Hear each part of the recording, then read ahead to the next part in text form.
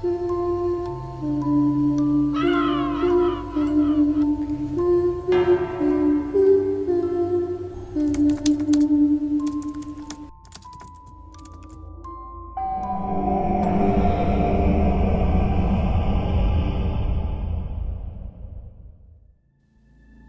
gabi po sa inyo, Miss Terry. Ako nga po pala si Steph.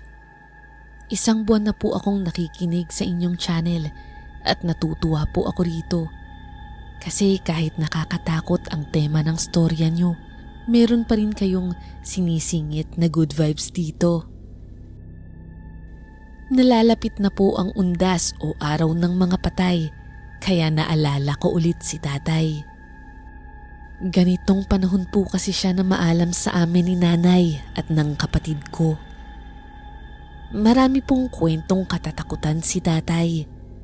Madalas niya sa aming ikwento yun habang kami ay magkakausap. Sa ibang pagkakataon po ay ipapadala ko din yung iba pa niyang storya.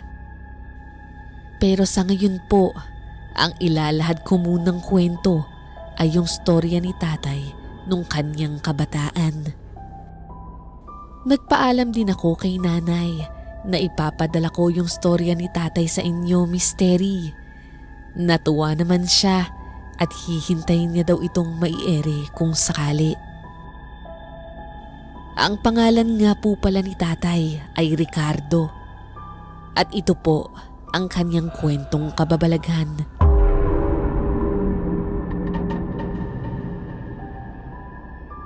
Panahon po iyon ng pagitan ng 60s to 70s kung saan yung mga magsisimula palang magpamilya ay malayang makapagtayo ng bahay sa kung saang lupa nila naisin, lalo na po sa mga probinsya.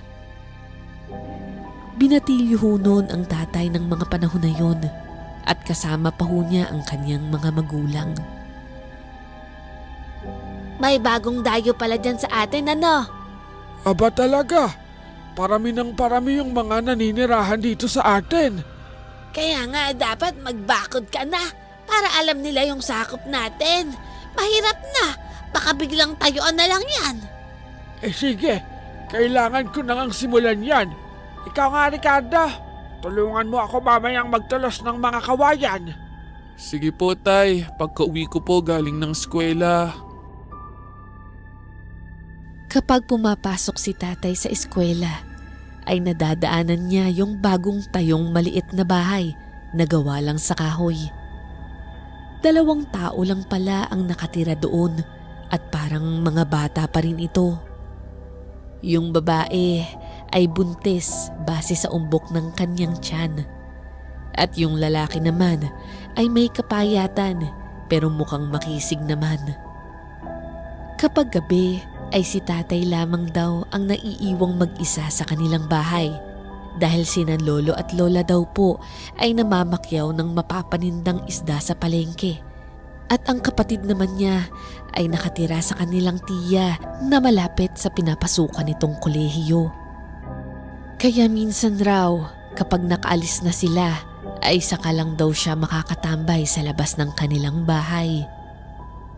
At doon nga daw niya nakilala si Pong. Pagbilan nga po ng isang soft drinks. Isang gabi yon pagkatapos ihatid ni tatay ang kanyang nanay at tatay sa sakayan ng jeep.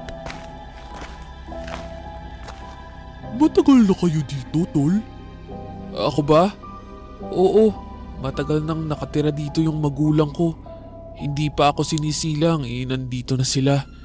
Pati itong silaling lagring, matagal na rin dito. Ganun ba?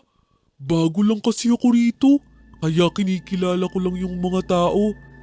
Nakilala ko na nga din yan si Nanay Lagring, pati yung iba pang mga kapitbahay rito. Mabuti naman kung ganun. Mababait yung mga kalugar natin. Mabilis mo lang silang makakasundo. Mabuti naman kung ganun. Ako nga pala si Pong. Ikaw, anong pangalan mo?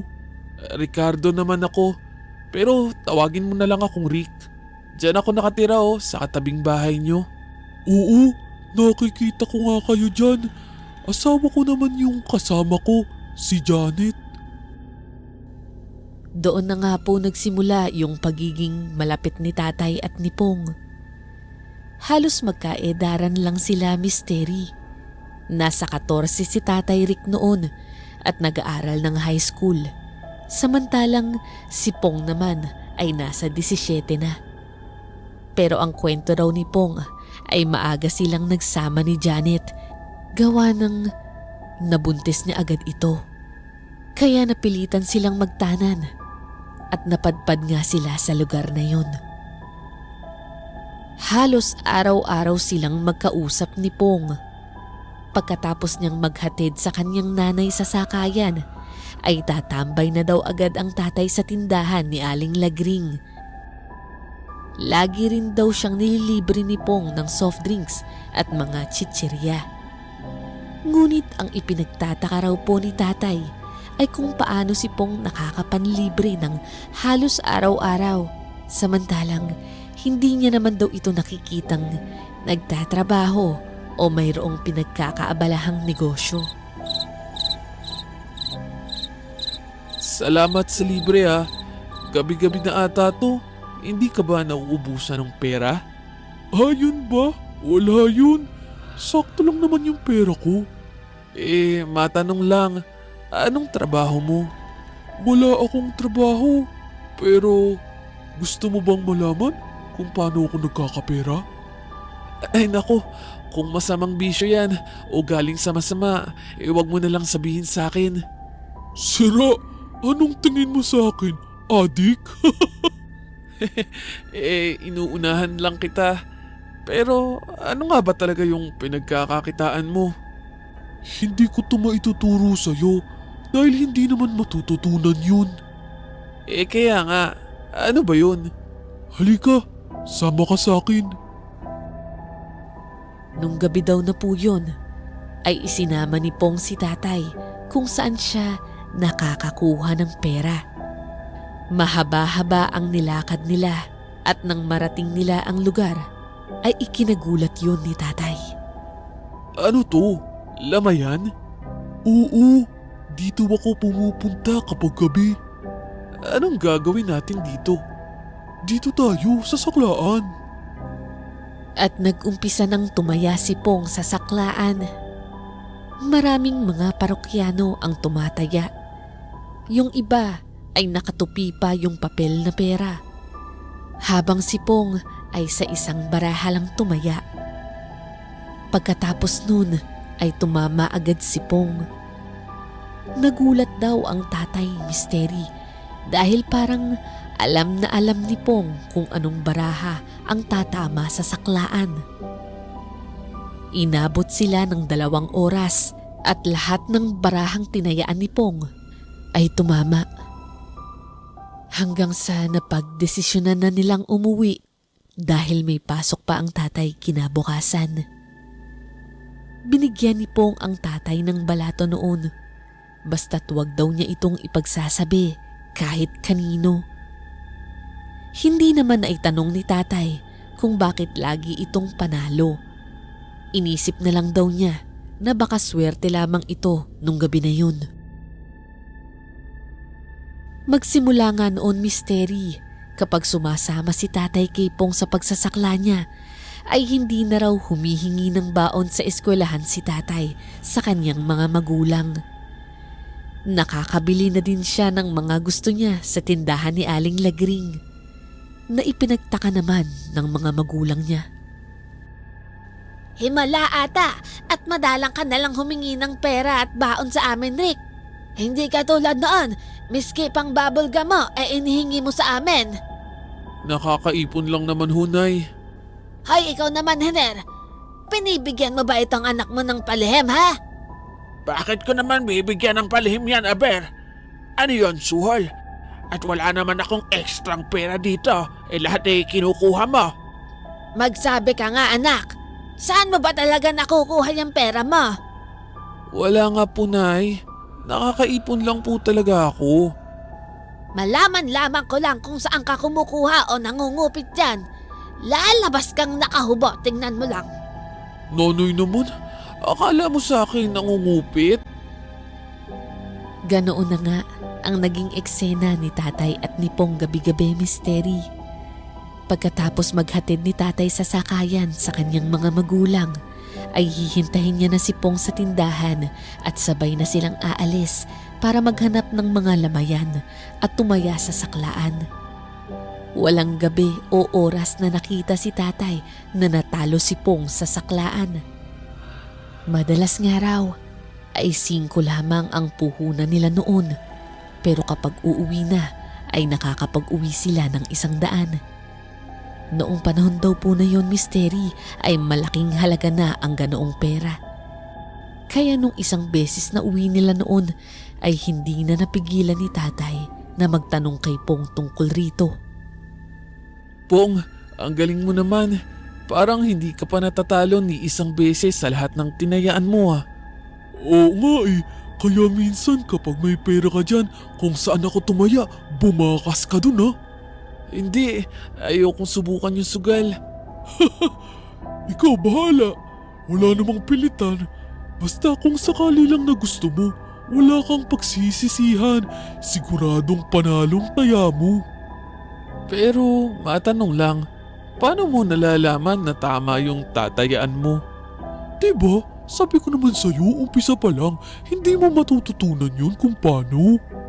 Hindi naman ako nagpapaturo sa'yo. Gusto ko lang malaman, paano mo ginagawa yun? Saglit itong tumigil sa paglalakad at lumingon-lingon sa paligid. Noong makumpirma na niya na walang taong dumadaan, ay doon niya inilabas yung bagay na nakasabit sa kanyang leeg. Dahil dito, Dito ipinakita ni Pong kay tatay ang sikreto niya, Misteri. Ito ay isang kwintas na gawa sa makapal na tali at yung palawit nito ay maliit na garapon na naglalaman ng isang maliit na batong kulay puti. Dahil dyan sa kwintas na yan, kaya ka sinuswerte? oo, dahil dito, kaya ko nalalaman yung tatayaan ko. Paano naman nangyari yun? Sa isang kwintas lang, malalaman mo kung alin yung tatayaan mo? Basta hindi ko mapaliwanag sa'yo.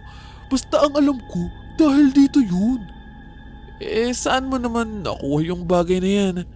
Pinili mo ba yan sa bayan? Hindi ito nabibili, no? Bigay sa akin to ng isang antingero doon sa lugar kung saan nagkita kami ni Janet nung magtatanan kami. Ano? Basta binigay lang yan sa'yo? Tinulungan ko kasi siya nung araw na yun. Ang sabi niya, itago ko lang daw muna ito. Suswertehin daw ako dito. Kaya ayun, kinuha ko na lang. Ganun lang? Swerte mo naman, pre. Pero sabi niya, babawiin din daw niya to. Kaya nga ibinigay ko yung address ko sa kanya. Ganun? Kala ko naman binigay na niya yan sa'yo. Eh sayang naman, mas maganda sana kung habang buhay na yung swerte mo. Oo nga eh. Kaya nga sinusulit ko na ngayon. O basta ha, huwag kang maingay. Sa atin lang to ha. Doon nalaman ni tatay ang lahat ng mga sikreto ni Pong tungkol sa pagsasakla niya at sa anting-anting na bigay sa kanya. Wala raw gabi na hindi siya isinasama ni Pong sa pagsasakla dahil si tatay lang daw yung naging kaibigan nito sa lugar nila. Tinanong siya ni tatay kung hanggang kailan siya magsusugal at wala ba siyang balak maghanap ng trabaho, gayong alam naman niya na babawiin din ito sa kanya. Ayon kay Pong ay nag-iipon lamang daw siya hanggang sa panganganak ng kanyang asawa. Pagkatapos ay hindi na daw niya ulit ito gagamitin at ibabalik na niya sa nakilala niyang antingero. Isang tanghali ay galit na umuwi ang kanyang nanay galing sa tindahan ni Aling Lagring. Rick! Rick! Nasaan ka bang bata ka? Nay, bakit po? Nagmamadali ang aking tatay na sumalubong sa kanya sa pintuan. Pagkita raw nito kay tatay ay agad daw itong piningot ng matindi. Aray! Nay, bakit? Nakausap ko si Lagring sa tindahan kanina. Ano naman po kung ganun? Kaya pala nagkakapera kang bata ka? Dahil lagi kayong umaalis ni Pong tuwing pumapasok kami ng tatay mo? Wala naman po kaming ginagawang masama. Anong wala? Gabi-gabi nang umaalis kayo? Anong inaatupag niya sa mga oras na yon, Aber? Umamin ka. Sumasama ka ba sa kanya para magdroga? Grabe ka naman, Nay. Anong pinagsasasabi mo dyan? Wala pong ganun. Siguraduhin mo lang bata ka dahil malilintikan ka talaga sa akin. At wag ka nang sasama dyan. Baka mapahama ka pa. Simula nang malaman nila na yung pag-alis nila Pong, ay binantayan nga siya ng kanyang nanay at tatay.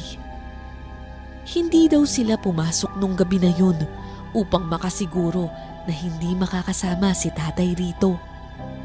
Inaabangan din nila si Pong sa tindahan ni Aling Lagring upang tignan kung aayain ba nito si tatay.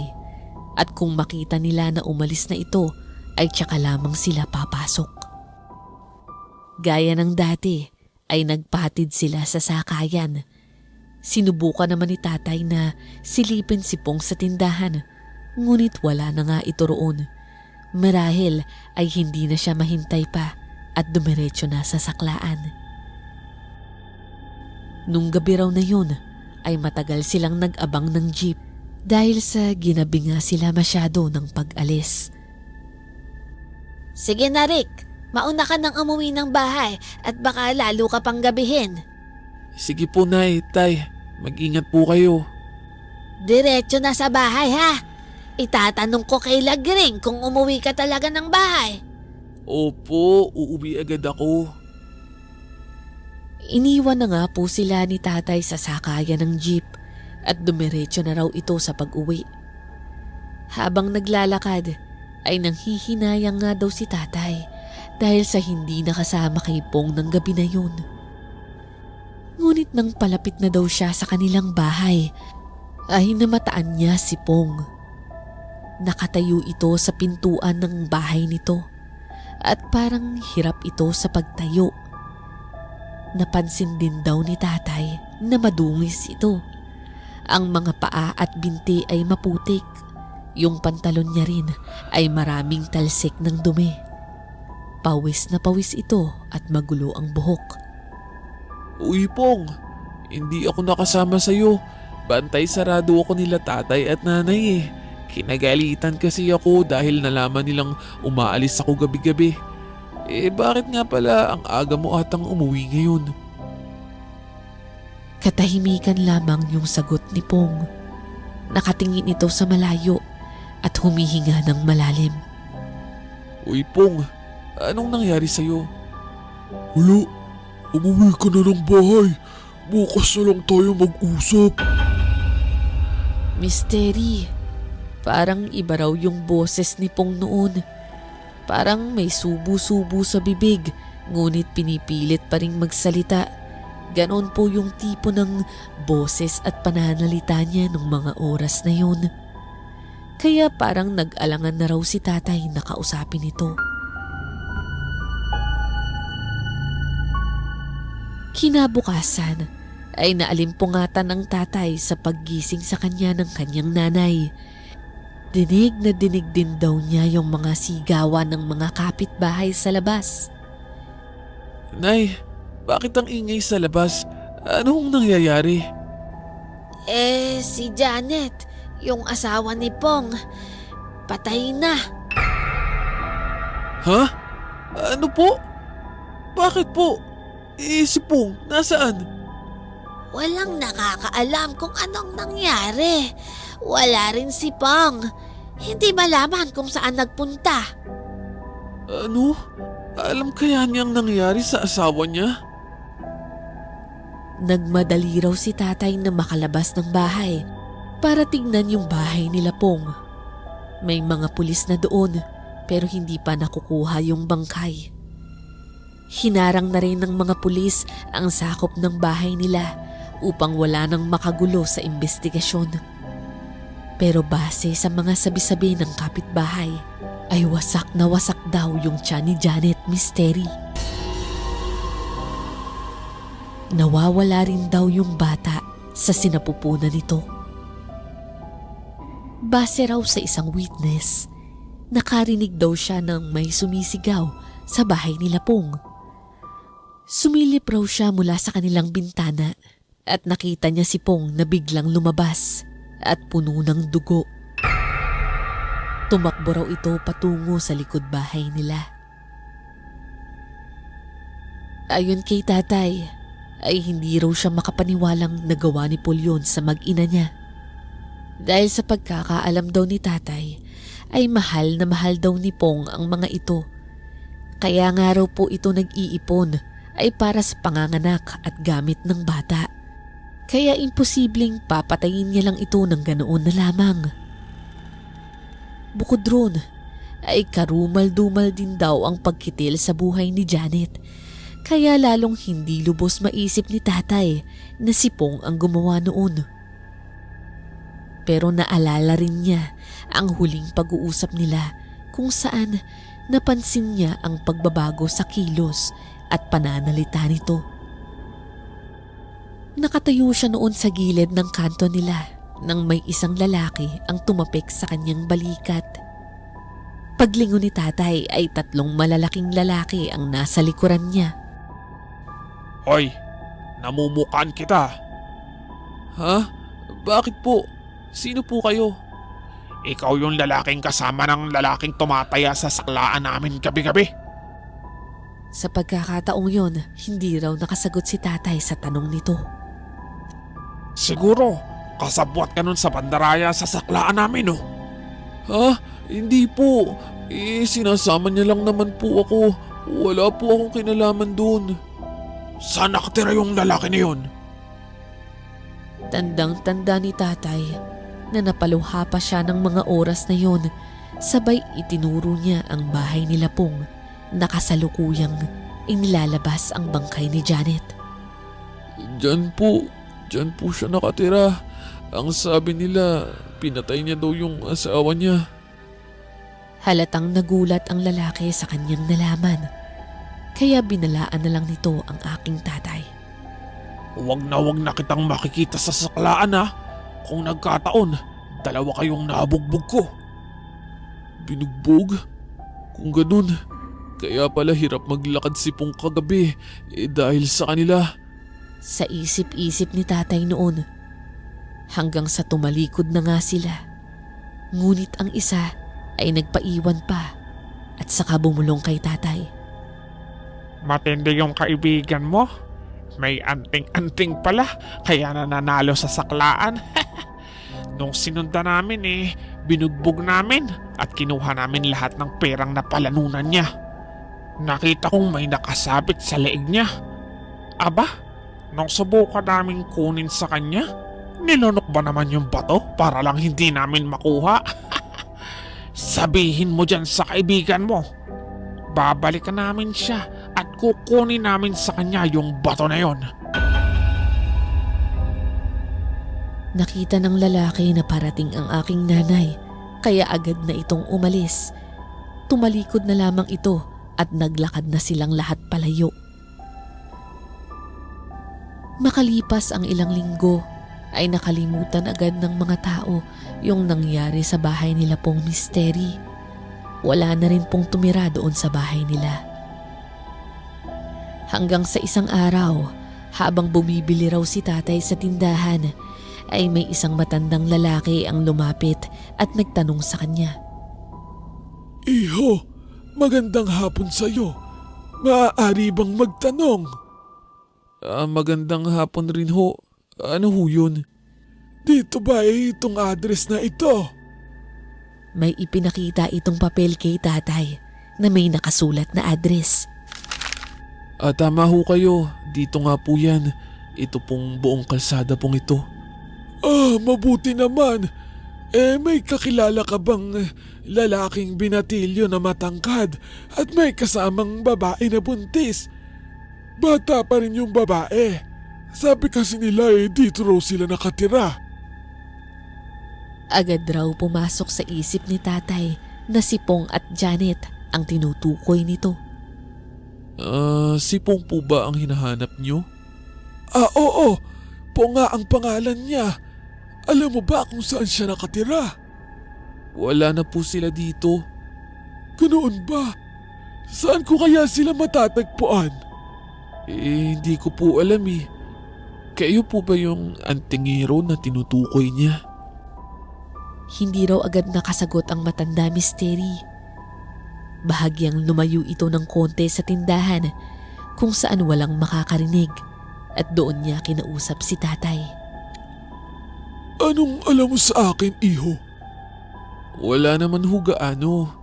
Nakwento lang ho sa akin ni Pong na may isang lalaki raw ang nagbigay sa kanya ng anting-anting. Mayroon pa ba siyang nabanggit bukod roon?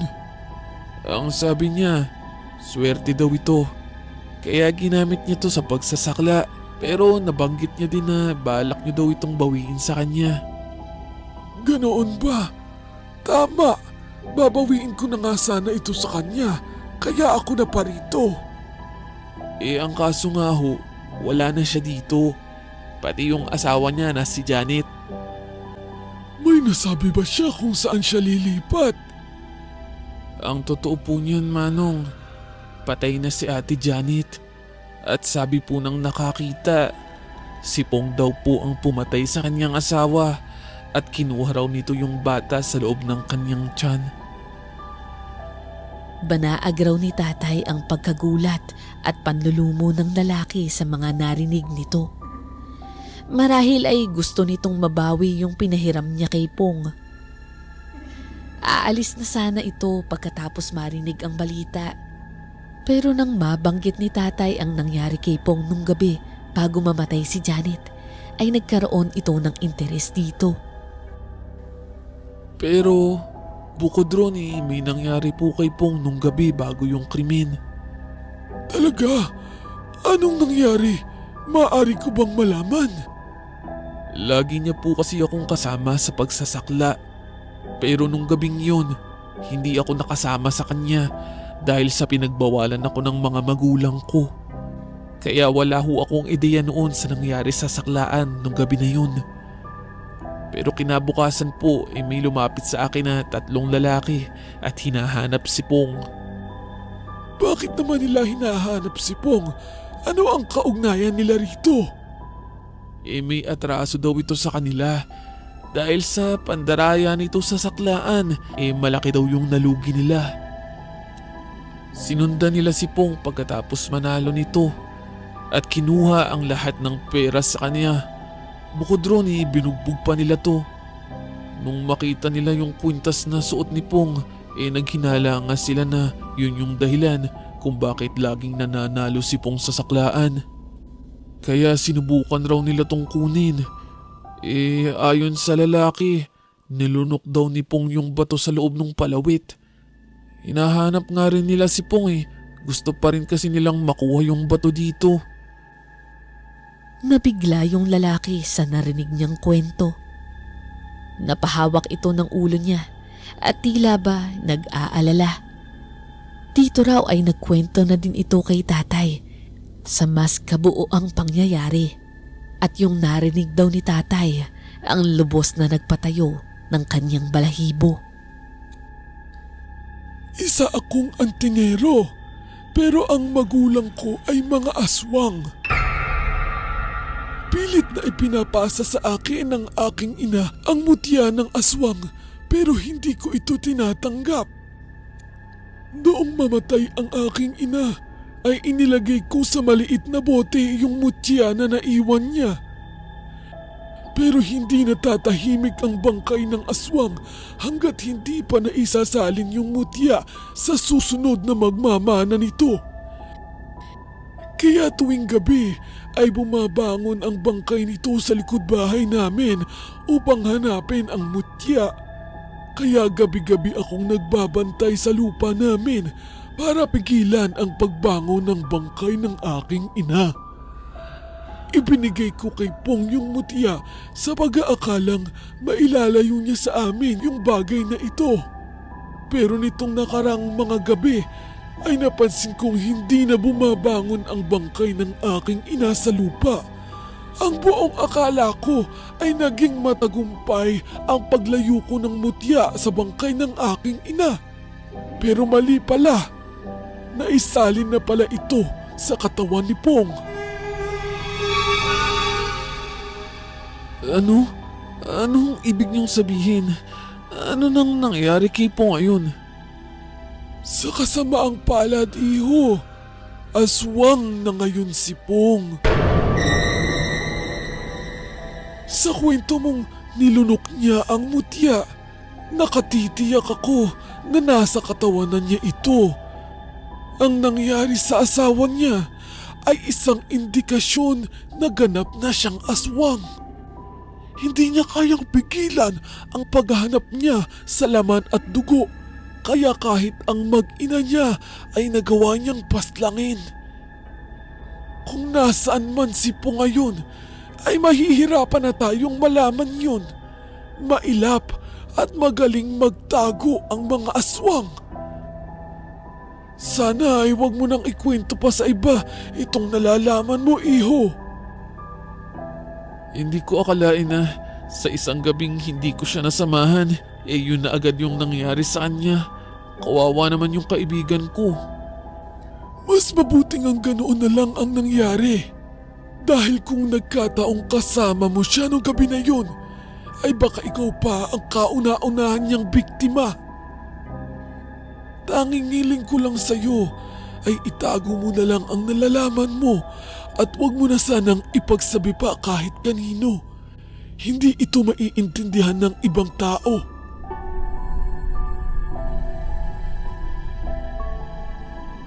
Umalis na agad ang matanda sa lugar na yun at mula noon ay hindi na raw ulit ito nagpakita pa. Nakakalungkot lang na nang dahil sa pangyayaring yun sa buhay ni Pong ay ganoon ang naging kapalit nito. Naging mabuti naman itong asawa at sana'y magiging mabuting tatay ito kung hindi lang nangyari sa kanya yon. Naaawa raw ang tatay noon kay Pong dahil wala naman itong alam sa kahihinatnan ng paglunok niya sa bato. Sigurado raw itong hindi gugustuhin ni Pong na kusang loob maging aswang. Pero nangyari na ang lahat at sino man sa kanila ay wala nang magagawa pa.